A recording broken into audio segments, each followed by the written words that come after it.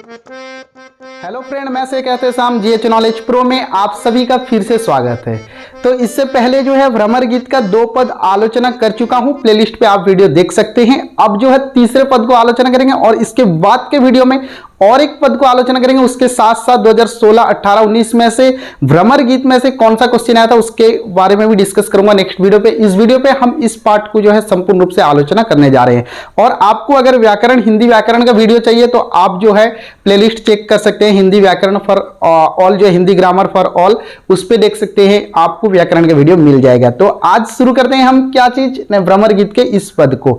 तो निर्गुण यहां पर किस संदर्भ में लिखा गया है, इसके पहले दोनों वीडियो में भी आलोचना किया हूं किस संदर्भ में इस पद लिखा गया है। बस थोड़ी सी जानकारी आपको दे दूं कि जिस समय गोकुल छोड़कर कृष्ण जाते हैं कहा, मथुरा। मथुरा जाने के बाद भली भांति पता होती है कृष्ण को गोपियों की दशा क्या होगी। तो इसलिए जो है कृष्ण गोपियों की हालत, गोपियों की दशा जानने के लिए अपने सखा उद्धव को मैसेंजर बनाकर भेजते हैं, दूत बनाकर भेजते हैं कि आप जाइए और गोपियों की हालत क्या है उस चीज को जानने की कोशिश कीजिए कि गोपियां कैसे जी रही हैं। तो उद्धव, आपको पता है कृष्ण के सखा जो उद्धव थे वो निर्गुण ब्रह्मा के पुजारी थे।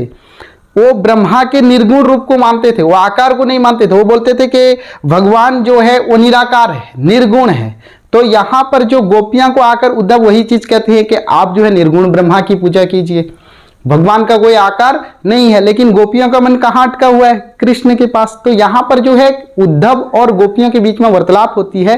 गोपियां को जिस समय उद्धव बोलते हैं निर्गुण निराकार ब्रह्मा की उपासना करने के लिए, उन्हें जपने के लिए, तो वहां पर गोपियां बोलती हैं जो चीज को सूरदास ने उसे अपने पद का रूप दिया है जो आपके सामने है। तो चलिए एक एक लाइन को समझते हैं। और अब तक अगर चैनल को सब्सक्राइब नहीं किया है यार, सब्सक्राइब तो कर दो, और वीडियो अच्छा लग रहा है तो लाइक तो बनता है।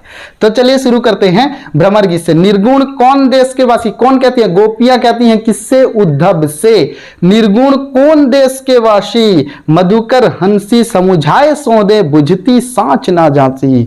फिर लिखते हैं को है जनक जननी को कहियत कौन नारी को दासी। फिर लिखते हैं कैसे वरण भेष है कैसी कही रस को अभिलाषी। पावेगो पुनि कियो आपनो जोरे कहेगो गासी। फिर अंत में लिखते हैं सुनत मौन हुए रहियो ठगों से सूर सवे मति नासी। तो यहां पर सूरदास लिखते हैं कि जिस समय उद्धव क्या कहते हैं कि निर्गुण की उपासना करो, उसका कोई आकार नहीं है, तो वहां पर गोपियां क्या उत्तर देती हैं। सबसे पहले बोलते हैं निर्गुण कौन देश की वासी, बोलते हैं आपका जो निर्गुण ब्रह्मा है ना, किसका, उद्धव से बोलती है कि उद्धव बोलते हैं निर्गुण की पूजा करो, निराकार की पूजा करो। तो गोपियां यहां पर बोलती हैं निर्गुण कौन देश के वासी, आपका जो निर्गुण ब्रह्मा है, आप जिसके बारे में पूजा करने कहते हैं, जिसकी उपासना करने कहते हैं, तो निर्गुण कौन देश के वासी, वो किस देश का रहने वाला है। निर्गुण कौन देश के वासी, वो किस देश का रहने वाला है। फिर लिखते हैं मधुकर हंसी समुझाए सौदे, बोलते हे मधुकर, किससे, उद्धव से बोलते हैं हे मधुकर हंसी समुझाए सौदे, बोलते हैं हमें समझा दीजिए। हंसी समुझाए सौदे, हमें समझा दीजिए, अच्छी तरह से हमें समझा दीजिए। बूझती सांच ना हासी, बोलते हैं हम समझने बूझने के लिए हम पूछती हैं सांच क्या है, वो चीज जानने के लिए। बूझती सांच के सच जानने के लिए हम पूछ रहे हैं। ना हासी, ये मत समझना कि हम आपके निर्गुण निराकार उस अव्यक्त ब्रह्मा की मजाक उड़ा रहे हैं, हंसी उड़ा रहे हैं, ये चीज नहीं है। हमको समझा दीजिए कि हंसी समझाए, हमको समझा दीजिए।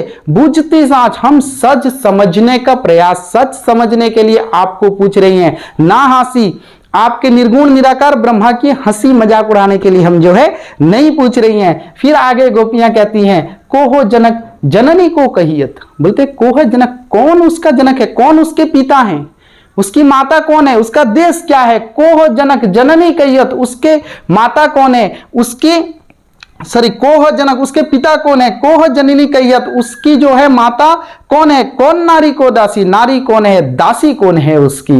ये सारी चीज जो है हमको समझा दीजिए। कौन बोलते हैं, गोपियां बोलती हैं उद्धव से। कैसो वरण भेष है कैसी कही रस को अभिलाषी, बोलते हैं कैसो वरण भेष है उस ब्रह्मा का, आपके निर्गुण निराकार ब्रह्मा का कैसो वरण भेष है, उसका वर्ण कैसा है, उसका भेष कैसा है, वो देखने में कैसा है, बोलते कैसो वर्ण भेष है, उसका वर्ण कैसा है, उसका भेष कैसा है।